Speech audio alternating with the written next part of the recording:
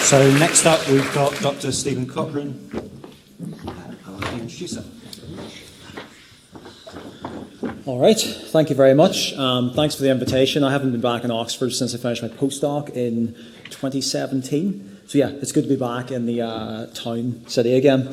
So I'm from Queen's. Today I'm going to talk about some work I've been doing on non-ribosomal antimicrobial peptides that are selective against gram-negative bacteria, and I'll start my timer as well. Okay, so I've been at Queen's now for about 7 years. Our lab pretty much focuses on two main research themes. So we work on the synthesis of non-ribosomal antimicrobial peptides, and then we also have a program wherein we develop novel probes to find new antibiotics. So I'm going to talk about the top half today. So I'm not going to do that annoying thing where I say everybody's given a really good introduction to the problem of AMR and then proceed to talk about everything on my slide. I'll just say that what we're interested in is finding new antibiotics, because if you think about AMR, it's kind of like a multi-phase boss battle where you kind of have something that kills bacteria, they evolve a resistance mechanism, and then we have to find ways to overcome that. So that's what we're interested in doing in my lab. And so in particular, we're interested in non-ribosomal antimicrobial peptides. So these are antimicrobial peptides. They're not synthesized by the ribosome. They're synthesized by enzymes called non-ribosomal peptide synthetases in fungi and bacteria. And so two examples that we probably all know of are polymyxins, like colistin, and daptomycin. So both of these are clinically used. So polymyxins, they're selective against gram-negative bacteria. And how they kill bacteria is they bind to lipid A on the outer membrane, they cross, they enter the cytoplasm, they enter the periplasmic space, and then they bind to the inner membrane and lyse cells. In contrast, daptomycin are just active against gram-positive bacteria. So they selectively bind to a phosphatidylglycerol. The chirality is important. And they form large oligomers upon this interaction that's then suspected to disrupt the cell membrane. So two examples of NRPs, and I have no idea why my slide numbers are really weird. Not sure why. I don't have more than 90 slides, that's not happening. So in terms of non-ribosomal antimicrobial peptides, or NRAPs for short, there's been a lot of really interesting examples published in the literature over the last number of years. And so you can see these often appear in very nice, I haven't even got the journals up here. These are often published in things like Nature and Science. So there's been a lot of cool work. So tixobactin, this was the resistance-proof antibiotic that came out back in 2015. Things like silagicin, Sean Brady's lab published this 2 years ago. This was in Science. And these are all really interesting antimicrobials. All of these bind to membrane targets, so non-protein targets, which I think is a big advantage of these types of molecules. But the problem here is that none of these are active against gram-negatives. None of them can cross the outer membrane. So we're interested in NRAPs that target gram-negatives. And my interest in this came way back when I was a fresh-faced PhD student in John Vederis' lab. So my PhD project, I was working on these peptides called the tridecaptins. So these are 13 amino acid non-ribosomal peptides. They're very interesting. They're selective against gram-negative bacteria, including carbapenem-resistant strains and also colistin-resistant strains. And so how do they work? Well, here's a cross-section of a gram-negative cell. So these effectively bind to lipopolysaccharide on the outer membrane. They permeate across. This is the lipid tail. If you don't have a lipid tail, they can't permeate, but they still sensitize the membrane. When they get into the inside, they bind to something called lipid 2. So lipid 2 is an intermediate involved in peptidoglycan biosynthesis. This is like the cell's skeleton. Without peptidoglycan, they burst. So a lot of common antibiotics target peptidoglycan biosynthesis, things like vancomycin, penicillin, ramipril. And so this binding to lipid 2, it causes small pores which disrupt the proton motive force and ultimately kill cells. And so whenever I started my lab at Queen's, this paper came out in 2018, and so it's by Yongjin Lee and co-workers at Hong Kong University of Science and Technology. And they reported these D peptidases. And so peptidase is almost every peptidase we can think of, right? It's an L peptidase. Like we have L peptides in our bodies, L peptides in proteins. Everything that degrades those operates on L amino acids. However, D amino acids are often found in NRAPs because these are non-ribosomally synthesized.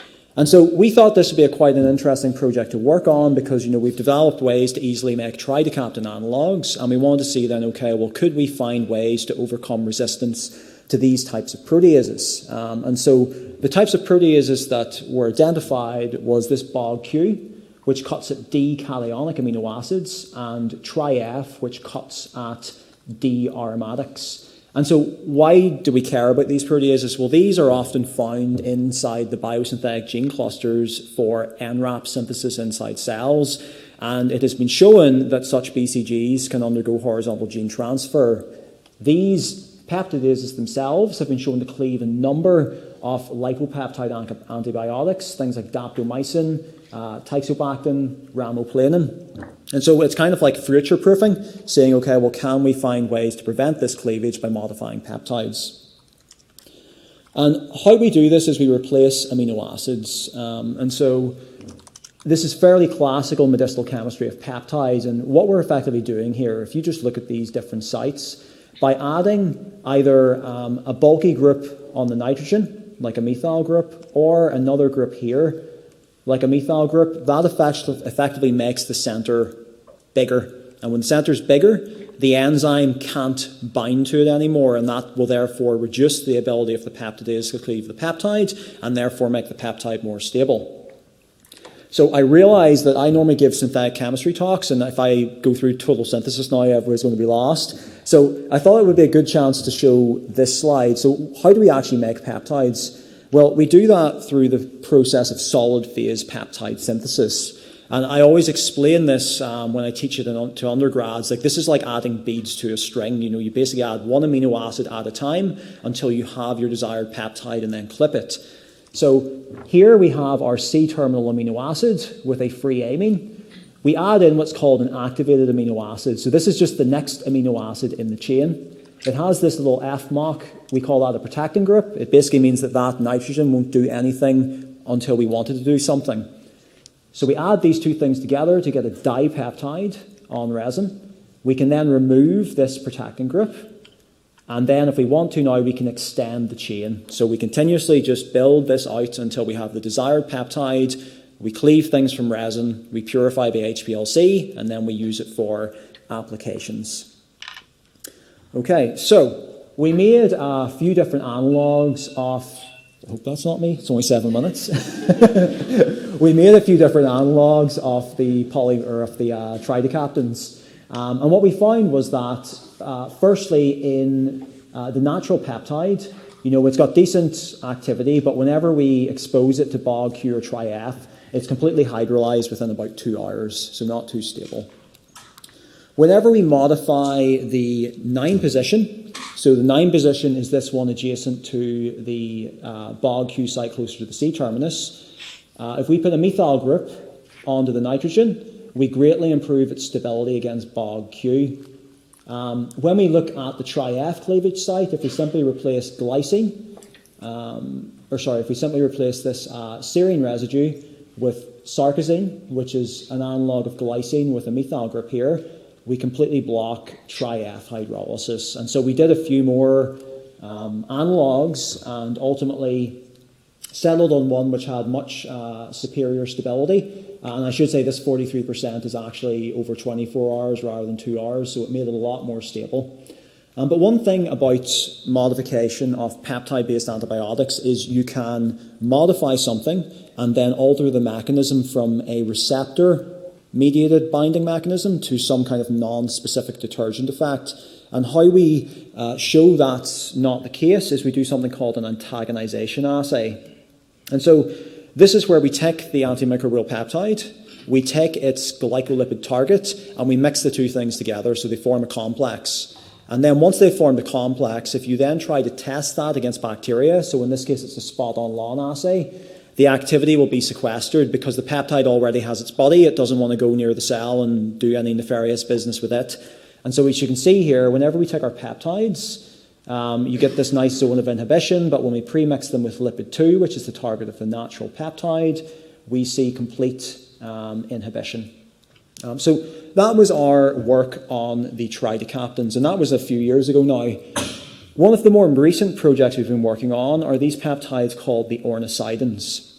And what the ornithidins are, these are again NRAPs, and they share this kind of central scaffold in which you have 3 ornithine residues, hence why we call them the ornithidins. On the C terminus, this can vary quite a bit, so you can have, this is just a cyclic proportion of amino acids, so you can have 4 amino acid macrocycle in brevicidin, or a 5 amino acid macrocycle in latericidin and relicidin. So these were shown to be really active against gram-negatives, especially colistin-resistant strains. And so, when you see things that are active against colistin-resistant strains, I'm, at least as a peptide chemist, I'm always interested to investigate that and see what we can do with them. But there's a problem with these peptides in that these have an ester linkage. So this here, if this is oxygen, that's not particularly stable. It's really readily hydrolyzed by water. In some cases, if you just leave it sitting in a solution of water for a day, you come back and the thing's hydrolyzed completely. That's not very good if you want to use it as a drug. So we thought, okay, well, can we develop a synthesis of these peptides and in the process make more stable analogues? So I'm just going to skip over the synthesis because really it's not the important bit here. But we figured out a way to make brevicidin, and this was back in early 2020, and we made it in 9% yield over 28 steps, and we were really excited to run on with this project, and a week after my postdoc sent me the results that we'd made it, then COVID hit and our lab shut down for 6 months. And during this time then we were contacted by a group in Leiden University, so Nathaniel Martin and his PhD student Carl. So they contacted and said, hey, actually, we're working on exactly the same thing here. So do you want to collaborate? And yeah, of course, that's how science should work, right? I don't like competing with people. Collaborate and do big team science.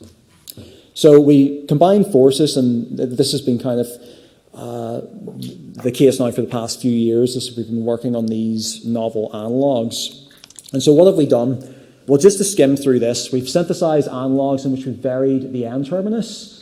And we've kind of found, we can replace these kind of chiral lipids with quite simple hydrocarbons. What you'll see in this case is if the lipid chain is too small, it's not active anymore. That's because it can't penetrate through the outer membrane. And if you get too large, effectively then these aggregate, and so they become a lot more hemolytic as well as you increase the lipophilicity of the peptides. And so therefore we found this sweet spot for the lipid chain.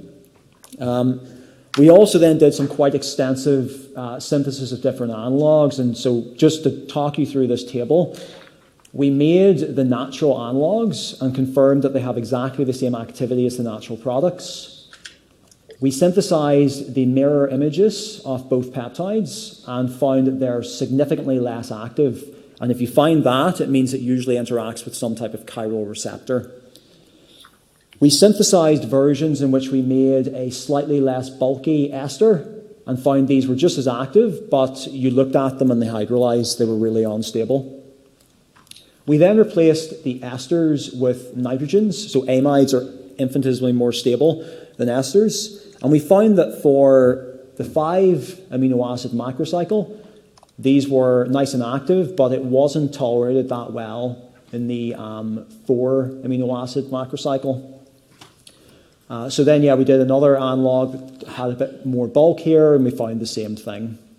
So we took 4 of these as our lead compounds, and so you can see, just to kind of quickly go through this data, some of the analogs were tested for hemolytic activity and cytotoxicity. They're all there's viability. They're all really non-toxic. And the lead compound, which was the amide version of latericidin, we took that into a murine thigh infection model with E. coli, and we found that it has comparable activity to polymyxin B. And so we've done quite a bit since then, and I'm just looking at my time, I've got a minute left, so I'll just say that we found since then that we actually don't need this macrocycle. We can open that up and do some modifications and make new analogues. And for the past 6 months, we've been working with the team at Enable 2. So this is an antibiotic discovery or antibiotic accelerator program where they're effectively taking our peptides and doing a whole bunch of bioscreening on them. So they've just been sent now for nephrotoxicity studies, and that for us I think is going to be a real go or no-go with these peptides, because if they're nephrotoxic then that's probably not that useful, but fingers crossed that that data comes back good. Okay, so just to finish up then, I'd like to thank all of my research lab, in particular for the peptide stuff. It was Ross Ballantyne and Samantha Ban. Just in terms of positions available, we're going to be recruiting a synthetic chemistry postdoc and PhD student at the end of this year, early next year. Thanks a lot for collaborators and funding agencies, and thank you very much for your attention.